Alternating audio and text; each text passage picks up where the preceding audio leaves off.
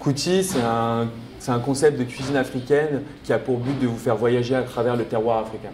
Nous, ce qu'on aime, c'est allier à la fois tradition et modernité.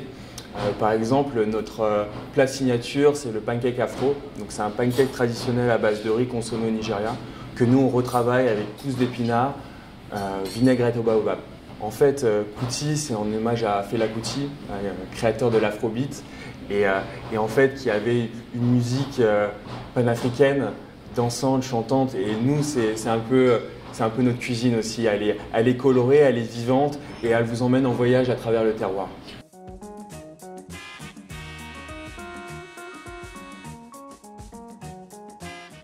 Kuti, c'est d'abord des cuisiniers, donc c'est nos deux chefs que je vois là à l'action en train de cuisiner, c'est Blandine et Julia du Congo, c'est aussi Diarra qui est malien, c'est une équipe qui respire justement Kuti à travers cette panafricanité.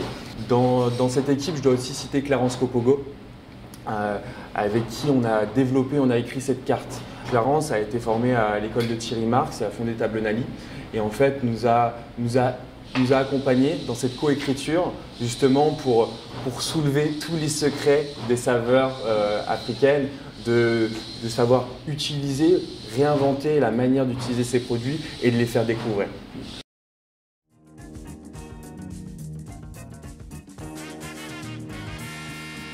C'est vraiment une écriture originale. C'est ce que Clarence aime appeler une nouvelle cuisine africaine.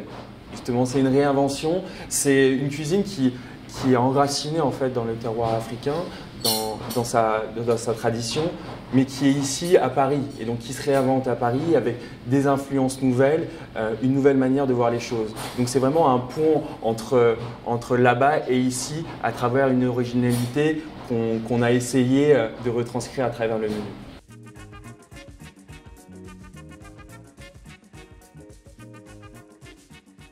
Nous, notre parti pris, c'était de ne pas proposer ces plats qu'on a l'habitude de voir, le fameux yassa, mafé, tiap. C'était de proposer quelque chose de différent qui soit finalement en bonne complémentarité avec ce qui est déjà proposé. C'est-à-dire qu'aujourd'hui, on sait où manger un mafé, un yassa, un tiap à la Goutte d'Or. Il y a plein d'endroits et ils sont très bons. Mais nous, voilà, c'était proposer quelque chose de différent et qui soit aussi à destination des gens du quartier. Donc nous, on a par exemple parfois des vieux monsieur africains qui viennent et qui regardent la carte et qui sont au début un peu curieux et se disent « Ah, je ne connais pas, allons-y, testons » et qui testent et qui sont ravis d'avoir découvert quelque chose de nouveau et qui nous disent « Mais c'est bien de ne pas avoir un énième restaurant qui propose le mafé, le yassa, le tiep qu'on connaît déjà, mais qui là propose une nouvelle manière de cuisiner les produits, de les utiliser et de les proposer dans l'assiette. »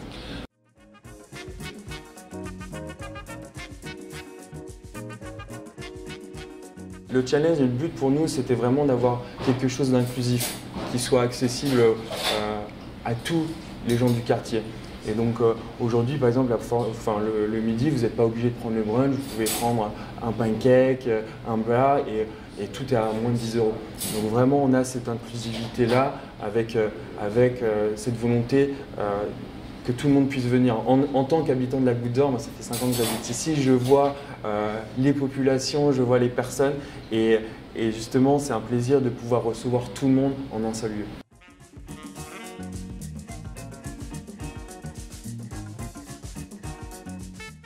On a par exemple, là pour la saison d'hiver, on propose un plat réconfortant. Donc c'est un ragoût revisité, un ragoût centrafricain que Clarence connaît bien, avec une sauce tomate dja. C'est une sauce tomate réinventée qu'on a retravaillée avec du beurre de cacahuète et qu'on propose en fait avec des patates douces, du manioc et de l'igname. Et des épinards frais et un gari toasté.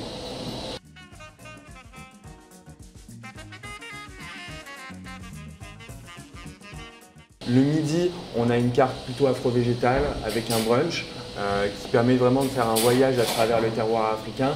Le soir, on change un peu d'ambiance. On a une carte qui veut plutôt street food, celle de Douala à Dakar en passant par Lagos et Abidjan.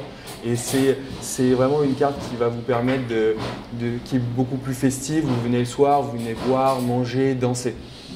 À l'image de ce lieu de musique qui accueille des artistes, nous on va aussi accueillir des chefs avec des résidences, plein de surprises à venir, avec des invitations et des cartes qui seront spécifiques ce soir-là.